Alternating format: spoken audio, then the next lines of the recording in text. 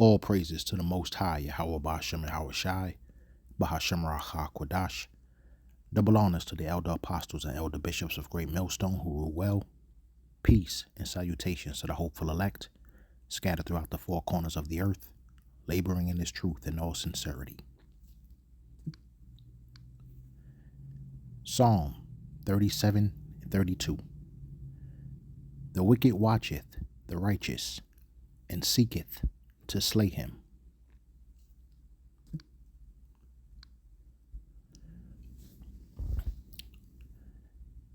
Electronic tracking pill. An electronic tracking pill, also known as a smart pill or ingestible sensor, is a capsule with an embedded sensor that transmits data from inside the body. This digital medicine can track medication adherence, monitor vital signs, and provide diagnostic information about the gastrointestinal tract. How smart pills work. Ingestion. The person swallows the smart pill, which contains a tiny wireless sensor coated with digestible materials like copper and magnesium. Activation. Once it reaches the stomach, the sensor is activated by a gastric fluid and begins transmitting a digital sensor. Data collection. A wearable sensor patch worn on a person's torso detects the signal, logs the time of ingestion, and transmits the data via Bluetooth to a smartphone app. Excretion. The sensor is safely digested and passes through the body.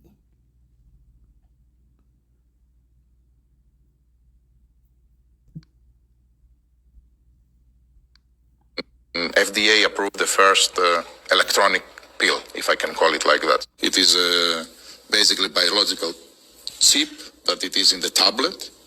And once you take the tablet and dissolves into your stomach, sends a signal that you took the tablet. So imagine the applications of that, compliance. The insurance companies to know that the medicines that patients should take, they do take them. It is fascinating what happens in this field. The FBI. Okay, so you just heard it from the Pfizer CEO, an individual by the name of Albert Bourla, that this particular electronic chip, which is inside of a tablet, dissolves once it's ingested and would send a signal to your doctor or prescriber that you took the tablet. Obviously, this won't stop with this specific tablet. These electronic pills, I should say, they alert your caregiver of whatever medication you're prescribed and whether or not you've taken it when you're supposed to take it. And as the CEO mentioned, this is ultimately about compliance. That was his word. So let's look at compliance here. What is compliance in simple terms? In simple terms, compliance is the act of following a specific set of rules, laws, or standards. It involves ensuring that an organization's actions and operations are in line with external regulations, such as government laws and internal policies like company guidelines. This adherence helps businesses avoid legal trouble, fines, and damage to their reputation.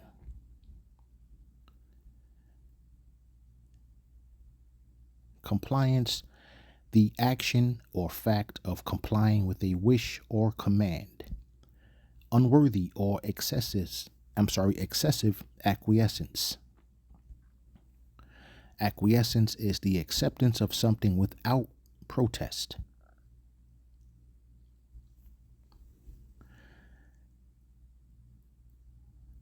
So basically, what you're hearing here is they want complete control over you, and they're not even hiding it. They want to monitor your every movement from what you spend your money on to even when or how often you're taking your prescribed medication.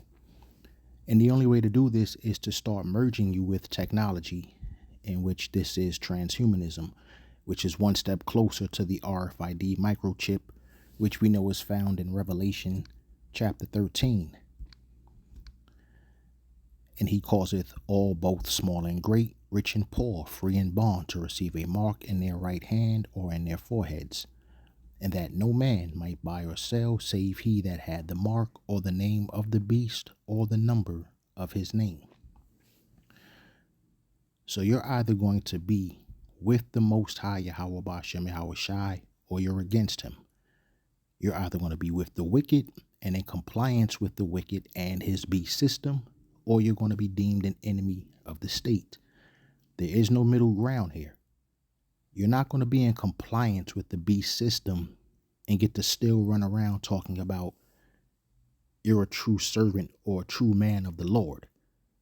It doesn't work that way. And this goes also for women as well. You know, there's a lot of women who get to say, you know, they get to run around and say that they're the daughters of the Most High, and, you know, they get to call themselves Proverbs 31 women and stuff like that. You go all over Twitter, you find yourself on the Christian or Israelite side of Twitter, and you look at a woman's bio, and at least 75% of these women are all calling themselves Proverbs 31 women.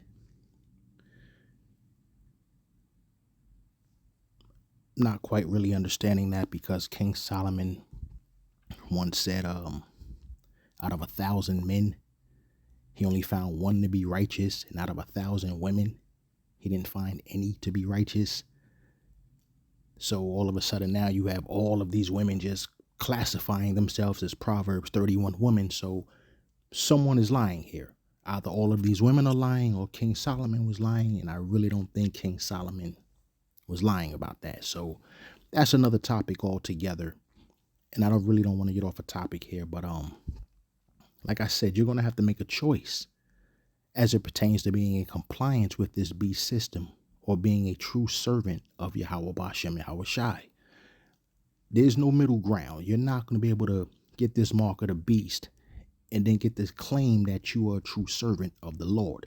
Like I said, it doesn't work like that. And a lot of people right now are under a strong delusion saying that they're already saved or they're already delivered.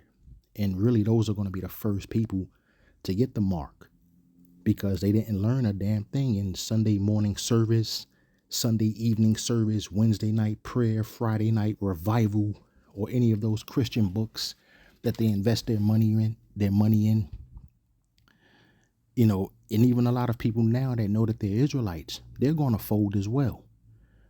You know, some are not going to be able to even endure just the thought of not having access to their money, or the thought of being homeless or being hungry or starving or facing dehydration, or even not being able to do the necessary things that we take for granted, like traveling to see family members, you know, or even when you look at, you know, going to someone's graduation, you know, this is your oldest son or your oldest daughter. You want to be there for their graduation.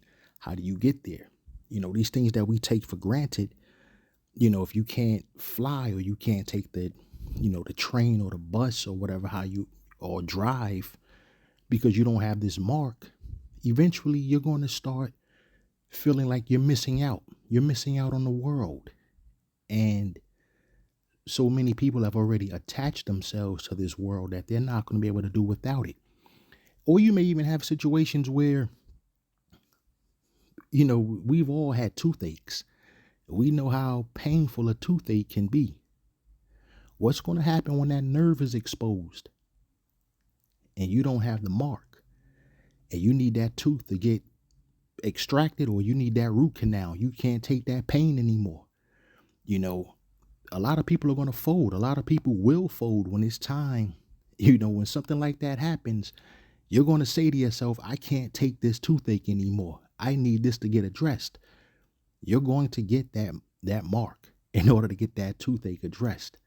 So it's going to get bad, and a lot of people know this, and that's why they refuse to acknowledge just how wrong they are and what their assessment and their interpretation of what the mark of the beast really is. So we go back here to Psalms chapter 37 and 32, which is what I opened with. The wicked watcheth the righteous and seeketh to slay him. And like I said, if you don't get this mark, you're going to be deemed an enemy of the state. So when they see you out there roaming around homeless, or they see you out there, you're out and about and you don't have the mark and you refuse to get it, the wicked are going to they're going to be seeking to slay you at this point. It's the righteous who are going to stand strong and firm through unwavering faith in Yahweh Bashem Yahweh Shai. And it may lead to death for some, but for that crown, it's worth it. And for those who do endure until the very end, the same shall be saved, as pursuant to Matthew 24:13. And there's no way around this. We are all going to have that defining moment of temptation. And this MOTB, that is the hour of temptation. And as we can see now, it's approaching very rapidly. So we're all going to have to make this choice. Are you going to be in compliance with the wicked and his beast system?